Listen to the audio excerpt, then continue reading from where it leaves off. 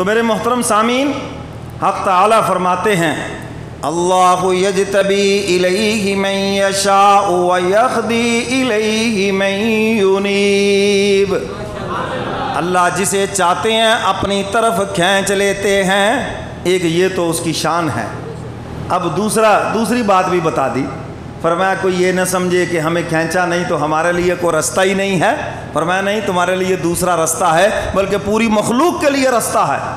فرمایا وَيَهْدِي إِلَيْهِ مَن يُنِيبُ، حق تعالیٰ فرماتے ہیں جو اس کی طرف رجوع کرتا ہے اسے وہ ہدایت عطا فرماتے ہیں، اسے بھی اپنی محبت میں، اپنے آغوش محبت میں لے لیتے ہیں۔ جو اس کی کوشش کرتا ہے، جو اسے پانے کی کوشش کرتا ہے، اسے حق تعالیٰ مل جاتے ہیں۔ اور فرمایا أَنُلْزِمُكُمُوهَا وَأَنْتُمْ لَهَا كَارِهُونَ، تم ہدایت کو چاہو بھی نہ اور ہم تمہیں ہدایت عطا فرما دیں، یہ اتنی بھی مفت کی چیز نہیں ہے، بلکہ ہدایت کے لیے پہلے اندر طلب پیدا کرنا پڑے گی، پھر ہم فضل فرمائیں گے۔ حضور علیہ الصلوۃ والسلام سے بڑا کو دائی ہے؟ حضور علیہ الصلوۃ والسلام چچا ابو طالب سے کیا فرمایا تھا؟ کلمہ پڑھو؟ نہیں جی۔ پھر کیا فرمایا تھا؟ چلو چچا میرے کان میں کلمہ پڑھو۔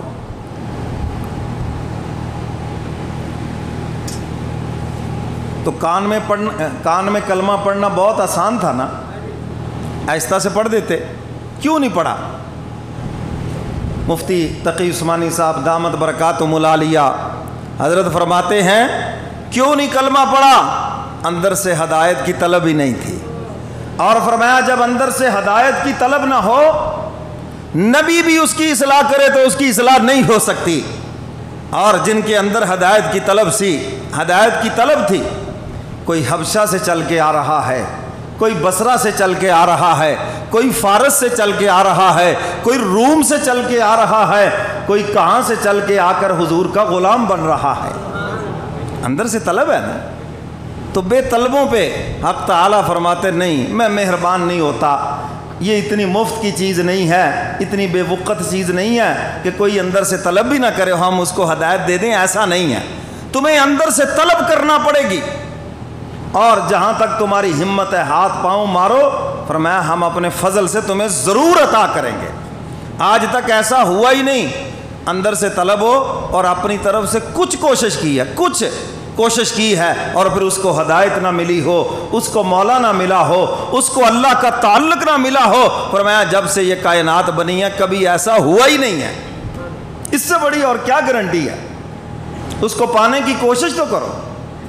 اور اس کے لیے کوئی ضروری نہیں ہے عالم فاضل ہو، کوئی ضروری نہیں ہے کہ دنیا کا تعلیم یافتہ ہو، اس کے لیے کوئی ضروری نہیں ہے بہت عقل والا ہو، اس کے لیے ضروری نہیں ہے بڑی بصیرت والا، میں جیسا کیسا بھی ہو، اللہ فرماتے میری طلب میں آئے گا ہم تو اس کو قبول ہی کریں گے۔ اچھا کوئی کالا کلوٹا بھی تو کسی گوری پہ عاشق ہو ہی سکتا ہے، کیوں جی ہو سکتا ہے یہ نہیں؟ اس کو کوئی روک سکتا ہے عاشق ہونے پہ؟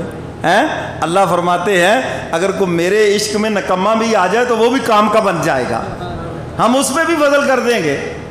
حضرت موسیٰ علیہ الصلوۃ والسلام تشریف لے جا رہے ہیں، ایک چرواہا اپنی بکریوں کے پاس بیٹھا اللہ سے باتیں کر رہا ہے، کیا کہتا ہے؟ اللہ میاں تو میرا دوست ہے اور میں تیرا دوست ہوں۔ پھر کہنے لگا اللہ میاں اکیلے ہی بیٹھے رہتے ہو عرش کے اوپر، کبھی آؤ نہ میرے پاس۔ پھر خود ہی کہتا ہے میرے پاس آؤ گے تمہیں یہ میرے قریب نہر ہے، یہاں نہلاؤں گا، پھر آپ کے سر میں تیل بھی لگاؤں گا، جوئیں نکالوں گا، میرے پاس بکریاں ہیں ان کا تجھے تازہ دودھ بھی پلاؤں گا۔ اب یہ اللہ کی محبت میں باتیں کر رہا ہے۔ اب آپ بھی سن کے ہنس رہے ہیں، یار وہ کیسا کملا تھا، کیسا یملا تھا، کیسی باتیں کر رہا ہے۔ موسیٰ علیہ الصلوۃ والسلام بھی سن رہے ہیں، کچھ دیر تو برداشت کیا، مگر پھر برداشت نہ ہوا تو زور سے لگایا ایک گھونسا، اللہ کو جوئیں پڑی ہیں، کیسی باتیں کر رہے ہو، اللہ تعالیٰ تمہارے اس دودھ کے پیاسے ہیں، اللہ میاں آپ کو نہلاؤں گا، یہ کروں گا وہ کروں گا، کیا باتیں کر، اللہ ان چیزوں سے پاک ہے۔ وہ خاموش ہو گیا۔ موسیٰ علیہ الصلوۃ والسلام چند قدم چلے تو وحی آ گئی۔ حق تعالیٰ فرماتے ہیں موسیٰ کلیم ہم نے تو جوڑنے کے لیے بھیجا تھا، یہ توڑنے کا کام کب سے شروع کیا ہے؟ یہی تو میں نے عرض کیا کہ پورے دین کا خلاصہ اللہ سے جڑنا ہے، اللہ سے تعلق مضبوط ہے، یہ ہے پورے دین کا خلاصہ۔ تو اللہ بھی یہی پوچھ رہے ہیں، میں نے تو اس لیے بھیجا کہ مخلوق کو میرے ساتھ جوڑ دو، اور تم نے جو جڑا ہوا ہے اس کو بھی توڑ دیا۔ یا اللہ وہ تو ایسی ایسی باتیں کر رہا تھا، فرمایا موسیٰ کلیم جیسی بھی کر رہا تھا میری محبت میں کر رہا تھا نا۔ تمہیں اپنے بچے کی توتلی باتیں بڑی پیاری لگتی ہیں، چھوٹا بچہ ہو توتلی زبان میں آپ سے باتیں کرے، پیارا لگتا ہے یا نہیں لگتا؟ فرمایا تمہیں پیارا لگتا ہے، میرا بھی بندہ مجھے پیارا ہی لگتا ہے، چاہے وہ جس زبان میں بھی وہ اسے بات کرے، جس زبان میں جس انداز میں بھی میرے ساتھ اپنے تعلق کا اظہار کرے۔ اللہ فرماتے موسیٰ کلیم مجھے پیارا ہی لگتا ہے، میرے دربار میں قبول ہی قبول ہے۔ میں نے ایسے لوگوں کا نام اپنے دوستوں کی لسٹ میں لکھ دیا ہے۔ موسیٰ علیہ السلام واپس آئے، اب دیکھا موسیٰ کلیم آ رہے ہیں، اس نے کہا لگتا ہے اب زیادہ پٹائی ہوگی، پہلے تو ایک لگی تھی، جلالی پیغمبر ہیں، لگتا ہے زیادہ، اس نے دوڑ لگا دی۔ موسیٰ علیہ السلام بھی پیچھے دوڑے اور اس کو پکڑا، انہوں نے کہا جی میں نے تو پہلے ہی معافی مانگی ہے، اب نہیں کہوں گا، اب نہیں کروں گا۔ میں نہیں یار تو جو بات کر رہا تھا ذرا سنا نا، مجھے دوبارہ سنا۔ اب وہ ڈرتے ڈرتے سنانے لگا، میں نہیں اب کچھ نہیں کہوں گا، سناؤ۔ اب وہ اپنی موج میں سنانے لگا، انہوں نے کہا بس ٹھیک ہے سناتا ہی رہ تو، یا اللہ جہاں سے میں نے توڑا تھا وہیں سے جوڑ دیا ہے۔ تو میرے محترم سامعین، یہ ہے پورے دین کا خلاصہ، انسان مولا سے جڑ جائے، اور یہ ہے سب سے بڑی دولت جو انسان اس جہاں سے لے کے جائے گا۔ جس کا جتنا اللہ سے تعلق ہے اتنا قیمتی انسان ہے، وہ اتنا بڑا انسان ہے، اتنی اس کی قدر و منزلت ہے۔ اور اگر مولا سے تعلق نہیں ہے، بے مزہ ہے زندگی اس کی اس جہاں کے اندر، پھر وہ کبھی غموں کا ہو کے رہ جائے گا، کبھی دکھوں کا ہو کے رہ جائے گا، کبھی بیماریوں کا ہو کے رہ جائے گا، ہر وقت اس کی زبان پہ شکوے اور شکایتیں ہوں گی۔ کیوں؟ مولا سے تعلق کمزور ہے، کمزور ہے تعلق۔ مفتی تقی عثمانی صاحب دامت برکاتہم العالیہ فرماتے ہیں، میرے والد محترم حضرت مولانا مفتی محمد شفیع صاحب رحمۃ اللہ علیہ، جو ہمارے دادا پیر ہیں، معارف القرآن جنہوں نے لکھی ہے، فرمایا جب ان کا انتقال ہو گیا تو اس صدمے کا دل کے اوپر اتنا اثر کہ وہ صدمہ جا ہی نہیں رہا۔ جب زیادہ دن گزر گئے، شریعت نے تو 3 دن سوگ کا حکم دیا ہے، عورت کو اگر اس کا شوہر فوت ہو جائے تو کتنا؟ 4 مہینے 10 دن، 4 ماہ 10 دن اس کی عدت ہے، یہ اس کو سوگ کا حکم دیا ہے۔ باقی سالانہ سوگ کی کوئی اجازت نہیں ہے جی، سالانہ سوگ کی کوئی اجازت نہیں، یہ سب من گھڑت ہے۔ پہلی عید آئی ہے جی، نئے کپڑے نہیں پہننے، اسلام میں اس کی کوئی گنجائش نہیں ہے، یہ من گھڑت ہے۔ فلاں فوت ہو گیا جی، سال کے بعد یہ اس کی برسی ہے، اسلام کے اندر اس کی کوئی گنجائش نہیں ہے، نہ اس پر کوئی ثواب ہے، نہ اسلام کا یہ طریقہ ہے، یہ سب من گھڑت ہے۔ اسلام نے تو بتایا 3 دن سو گا، 3 دن کے بعد اپنی معمولات زندگی چلو اس کے اندر۔ تو حضرت فرماتے ہیں کئی دن گزر گئے، بڑا صدمہ ہے دل کے اوپر، پھر آخر اپنے پیر و مرشد کے پاس ڈاکٹر عبدالحی صاحب نور اللہ مرقدہ حضرت کے پاس گئے، حضرت بڑا صدمہ ہے، کیا کریں؟ والد صاحب دنیا سے چلے گئے۔ حضرت نے بڑی عجیب بات فرمائی، فرمایا مفتی صاحب غیر اختیاری چیز کے اوپر اتنا بڑا صدمہ، یہ تو قابل اصلاح ہے، اس پر تو اصلاح کی ضرورت ہے۔ ایک چیز پہ آپ کا اختیار نہیں اور اس پہ آپ اتنا صدمہ کر رہے ہیں، جبکہ صدمے کا حکم بھی 3 دن کا ہے، تو اس سے آگے اگر آپ بڑھ رہے ہیں تو آپ کا یہ عمل تو قابل اصلاح ہے۔ اور پھر فرمایا مفتی صاحب سنو، جس کا ہو اللہ سے تعلق اس کا پریشانی سے کیا تعلق؟ فرمایا پریشان تو وہ ہو جس کا مولا نہیں ہے، جس کا مولا سے تعلق نہیں ہے۔ ارے جس کا رب سے تعلق ہے وہ تو رب کے ہر معاملے کے اوپر راضی برضا رہتا ہے۔ نہ ہجر اچھا، نہ وصال اچھا، نہ ہجر اچھا، نہ وصال اچھا، بس یار جس حال میں رکھے وہ حال اچھا۔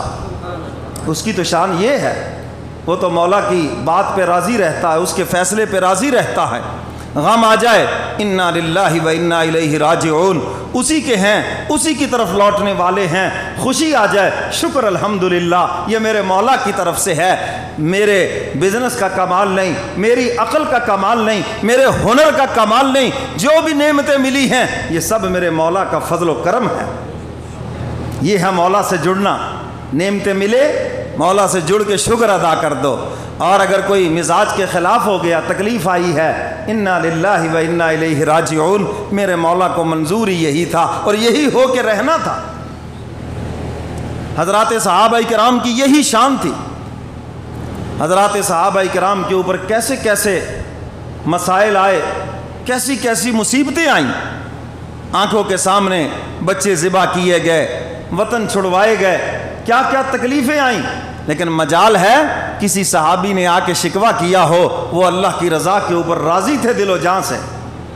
حضرت بلال حبشی کو دیکھو، مکے کی دھرتی پہ لٹایا جا رہا ہے اور آپ کے جسم پہ کوڑے برسائے جا رہے ہیں، اور اتنا سخت کوڑا ہاتھی کی پشت پہ لگے اس کی بھی چیخ نکل جائے، مگر بلال حبشی احد احد کے نعرے بلند کر رہے خدا کی محبت میں۔ یہ ہے مولا سے تعلق۔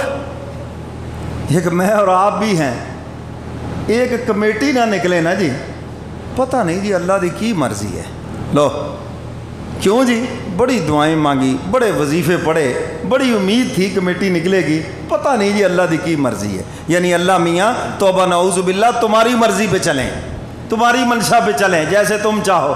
اللہ فرماتے میری منشا پہ چلو جنت دوں گا، اور تم کہتے ہو نہیں جی اللہ میاں ہماری منشا پہ چلو۔ کیا عجیب سوچ ہے۔ ہمیں تو ہر اس کے فیصلے پہ راضی رہنا چاہیے۔ ہاں رجوع اس کی طرف ہو، خوشی ملی ہے شکر ادا کرو، یہی تو شکرانے کے نوافل ہیں، شکریہ میں ادا کرو، مولا تیرا شکر ہے تو نے یہ خوشی عطا فرمائی۔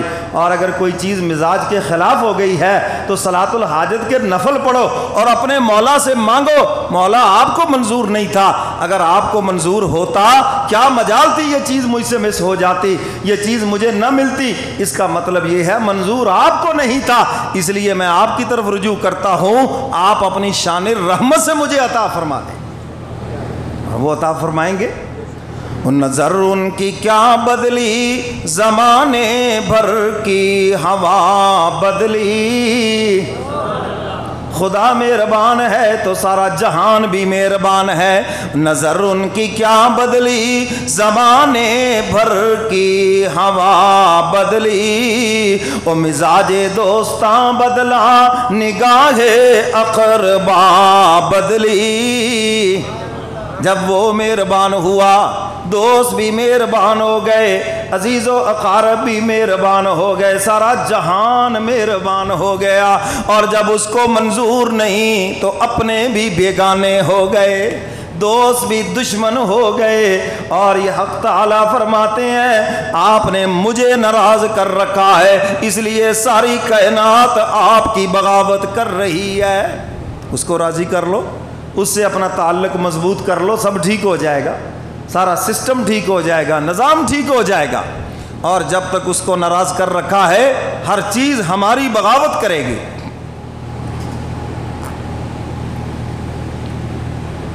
حضرات صحابہ کرام، اللہ سے تعلق مضبوط ہے، کبھی کوئی شکایت شکوہ ہی نہیں زبان کے اوپر، بلکہ صحابہ فرماتے ہیں ہم تو جب کبھی زیادہ غم زدہ ہوتے، زیادہ پریشان ہوتے، کیا علاج ہے ہمارے پاس؟ ہم گھروں سے اٹھتے، حضور کا دیدار کرتے، سارے غم ہی ختم ہو جاتے۔